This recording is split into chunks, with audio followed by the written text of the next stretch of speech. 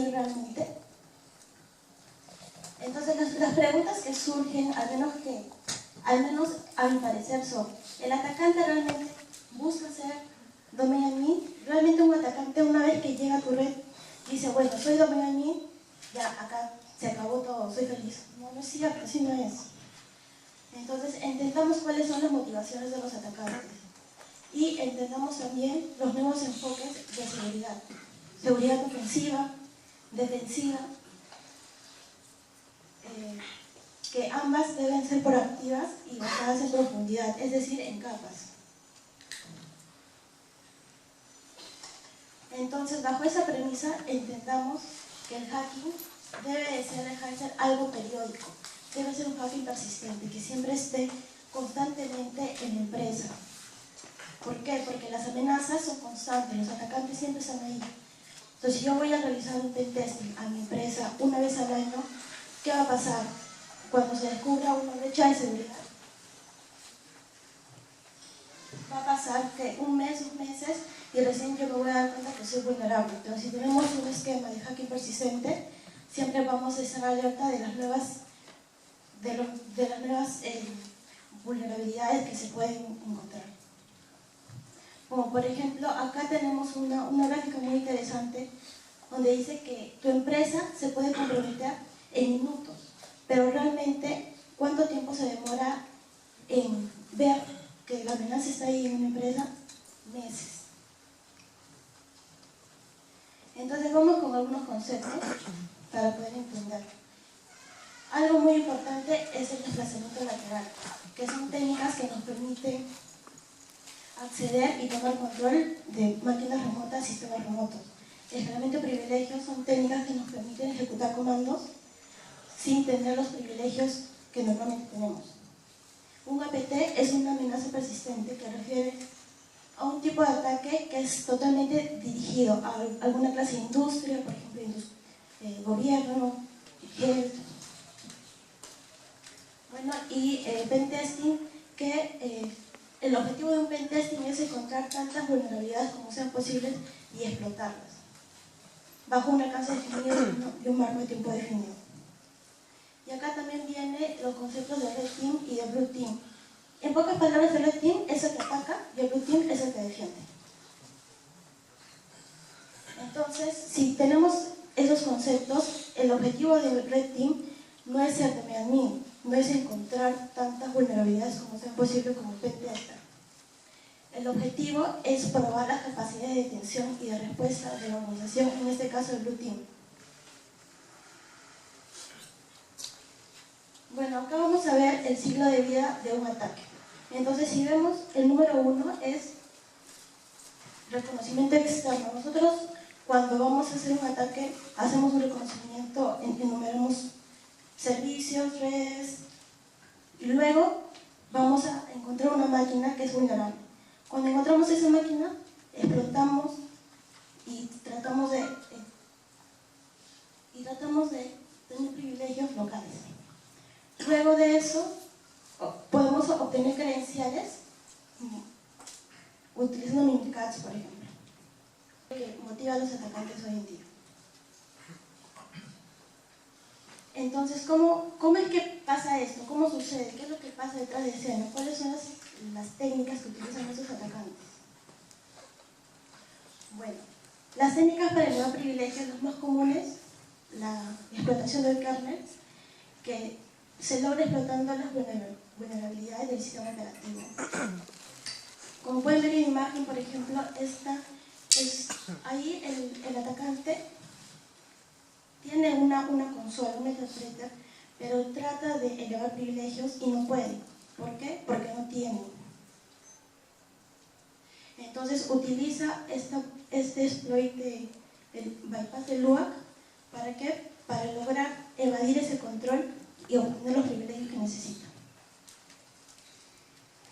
De esta manera, nosotros al final de migrar un proceso que es estable, un proceso que tiene los permisos que necesita, logramos tener el contexto del sistema. Otra de las técnicas es encontrar aplicaciones vulnerables, configuraciones débiles, manipulación del token de acceso. Una técnica de desplazamiento lateral muy común es pass de hash. ¿Qué significa esto? Que nosotros podemos autenticarnos a un sistema remoto sin necesidad de tener las credenciales en texto claro. Si logramos tener el hash, nosotros podemos utilizar ese hash para poder conectarnos.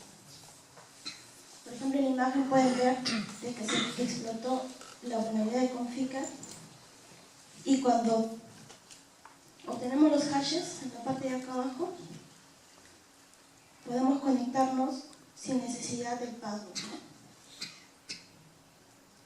Y tener la consola de administración. Una de las técnicas de desplazamiento lateral es usando el protocolo SMB. SMB es un protocolo Windows que tiene recursos compartidos en la red. Entonces, si nosotros tenemos usuarios, credenciales que ya hemos encontrado previamente, podemos por carpetas compartidas conectarnos a máquinas remotas y poder ejecutar código, transferir archivos, etc. Otra técnica de desplazamiento lateral es RPC, que permite llamar una función desde otro host a través de la red. Esta función pueden ser métodos, pueden ser ejecutables, y quienes hacen estas llamadas son los administradores. Entonces, si nosotros tenemos la capacidad de poder modificar estos ejecutables, vamos a poder inyectar código malicioso y hacer que se ejecute con altos privilegios nuestro código malicioso. Bueno, vamos a pasar un video, nada en vivo, porque todo puede fallar. Pero explicando la demo, vamos a tener un escenario de un atacante que va a comprometer un server y va a explotar su vulnerabilidad, pero no va a tener los privilegios que se requieren. Entonces va a tener que agregar privilegios localmente. Una vez tengan los privilegios, va a encontrar credenciales de otro usuario y va a comprometer la otra máquina de usuario. En esta máquina de usuario vamos a encontrar credenciales de dominio admin, y estas credenciales las vamos a utilizar para agregarnos nosotros, nuestro propio usuario, y de esta manera tener acceso al directorio activo. Una vez en el directorio activo, vamos a bajarnos todas las credenciales de acceso de todos nuestros usuarios, y de esa manera tener acceso a toda la red. Bueno, si se parece a mí,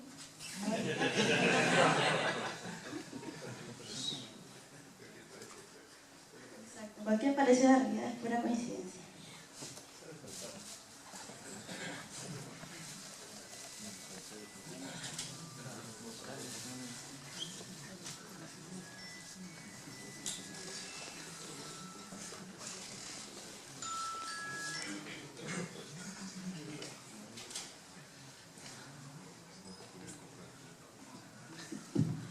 En la primera parte que vimos en el siglo en el circulito, vimos la parte de reconocimiento. Entonces aquí, ¿cómo empieza todo? Con un nmap normalmente, ¿no?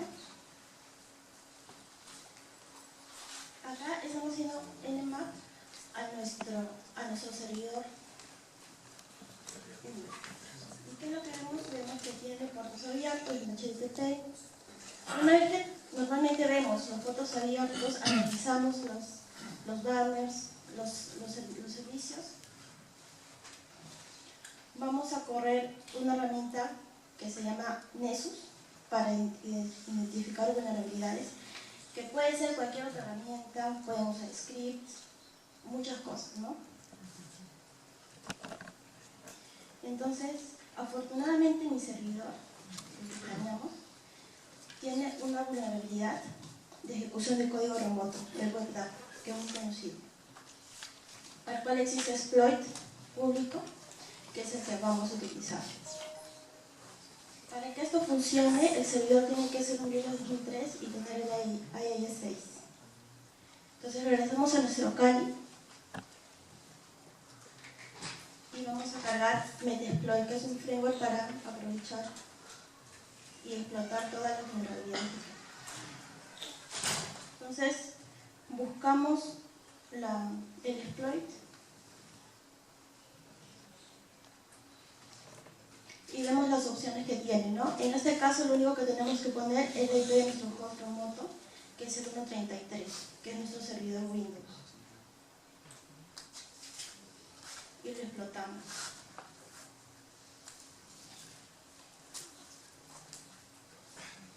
Y obtenemos una sesión de MetaTrader. Cuando tratamos de obtener el ID, nos dice que no tenemos acceso. Tenemos que elevar privilegios localmente. Entonces es ahí que nosotros utilizamos otro exploit. Bueno, lo que estoy haciendo ahí es ver los servicios y buscar un proceso al cual yo pueda migrar. Un proceso estable. Ahí estoy migrando a este proceso. DAP CD data.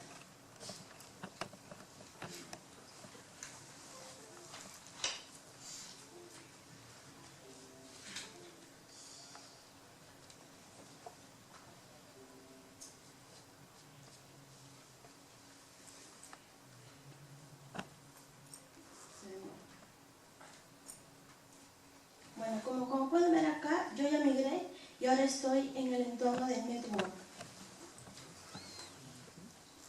Y lo que voy a hacer es poner el exploit de escalamiento local, que vendrá a ser el MS14070, que es para elevar los privilegios y el sistema.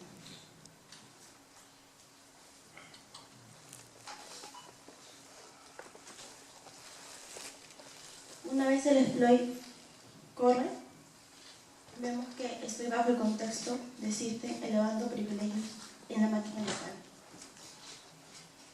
Ahí es cuando yo voy a dumpear los hashes de memoria con Mimikatz y veo que hay una cuenta de J Córdoba, que es una cuenta de dominio. Y vemos en texto claro, con ese comando, que la contraseña es xtvives01, que está acá. Entonces, con estas credenciales de bajos privilegios, vamos a movernos lateralmente hacia otra máquina, que es nuestro Windows 7. Con esas credenciales vamos a volver a reconocer la red, los puertos. Vemos que tiene el 445 abierto. Utilizamos el deploy del PEXEC para poder obtener una consola. Llenamos todos los datos, que en este caso es el dominio, que es 8.8, el password que ya lo tenemos, y el user, que es JJ Córdoba. Con estos datos vamos a tener la sesión y tenemos que ya tenemos acceso al Windows 7. De esa manera nos hemos desplazado por el protocolo de CMB. Una vez en esta máquina, lo que estamos haciendo es crearnos un usuario de administrador para luego agregarlo al domain, y de esta manera vamos a impersonar el token que hemos encontrado de un administrador.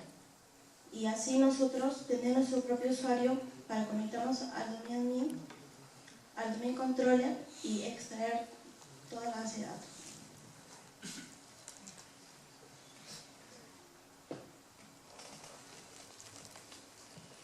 Aquí estamos usando los tokens.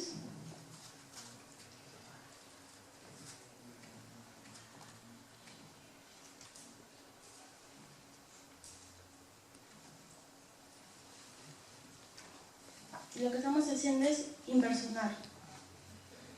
Bueno, del contexto que tenemos del usuario de bajos privilegios, vamos a impersonar a otro que es el del user X, que sabemos que es un usuario que tiene altos privilegios en el dominio.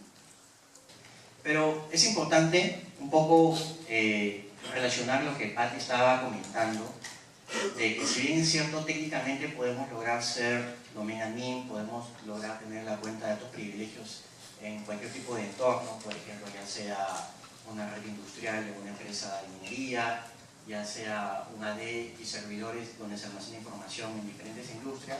Es importante entender cuáles son las joyas de la corona o cuáles son los activos que protege cada organización, ¿sí? Por ejemplo, no son los mismos activos que se protegen en una entidad financiera que en una entidad militar, y tampoco las que protege un retail de una empresa de salud. Si bien es cierto, muchos son cross, como por ejemplo los datos personales, los datos de tus clientes, etc. Cada uno tiene datos o información más sensible que otra, ¿no? Por ejemplo, una entidad financiera claramente, por ejemplo, la información bancaria, ¿no? Que se divulgue cuánto tiene de ahorro tal persona, obviamente no debería suceder, ¿no? Datos de operaciones, estrategias, contratos, sueldos o planillas, etc. Ahora, entonces, si ya tenemos claro cuáles son las amenazas o los riesgos a los cuales está expuesta una organización, y también tenemos claro cuáles son los activos, los datos, la información que es la que se debe proteger, es importante de alguna manera entender cómo lo podemos proteger, cuáles serían los controles, las medidas, las iniciativas, los proyectos que se puedan implementar. Entonces, existen diferentes frameworks, este es uno general, de tal manera donde siempre es importante tener como que una capa de gobierno, que es como que una capa estratégica, una capa donde tú defines cómo lo vas a hacer a nivel de procedimientos, a nivel de políticas, y obviamente contar con el sponsorship o con el respaldo necesario, también no solo de los de arriba, sino también de toda la organización y de los recursos, para luego pasar por una capa de seguro. Es una capa donde inicialmente se piensa o se planifica en cómo voy a empezar a asegurar cada uno de esos componentes que yo tengo, ¿no? Si yo sé que mis datos financieros, mis datos de pago, mis datos de tarjeta, etcétera, están en ciertos repositorios, en cierta base de datos, ¿cuáles serían los controles de seguridad, qué tecnologías, qué procesos, qué herramientas, etcétera, debería implementar para poder asegurarlos? Entonces, existe, por ejemplo, una gestión del programa, una protección de la información a nivel general, algo que también es súper importante, cómo asegurar el software que se hace. El día de hoy vemos a muchas organizaciones que están pasando por etapas de cambios, como es el caso de adopción de nuevas tecnologías emergentes, como es el caso de blockchain, o lo que también ya se viene dando hace unos años, el caso de transformación digital. Entonces, al final, mucho de ello se resume en software, en fabricar software, programas que hacen la vida más útiles a los clientes y a los usuarios. Entonces, también tener, por ejemplo, iniciativas de seguridad alrededor del software.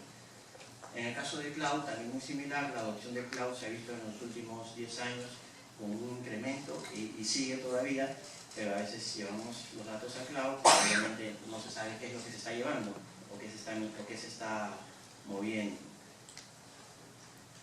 Pasando por un tema de una gestión adecuada de accesos e identidades, controlar quién accede, cuándo y por qué, asegurar la infraestructura como tal, los temas de aseguramiento de terceros, con los proveedores con los que se trabaja, hacerle las revisiones de seguridad correspondientes, y finalmente las personas, ¿no? Al final la capa débil somos nosotros, ¿no? La capa 8, y al final quien rompe el hilo, o por donde se rompe el hilo, muchas veces somos los usuarios. Quien cae en un ataque phishing no es un servidor, es un usuario. Otras dos capacidades que son también importantes en esto son las de vigilante, que están enfocadas a un monitoreo y a una gestión de las vulnerabilidades, y también las capacidades de resiliencia, que es contener un incidente y volver a operar lo más pronto posible. Si nosotros como organización o de acuerdo a nuestras funciones en las que nos encontramos, vemos que existe un programa de esta manera, podemos decir que existe iniciativas para poder mejorar los niveles de madurez en seguridad. Ahora, ¿qué pasa si es que existen iniciativas aisladas y que realmente no protegen los datos como deben ser? Bueno, existen diferentes maneras de cómo operan estas bandas y cómo monetizan sus crímenes.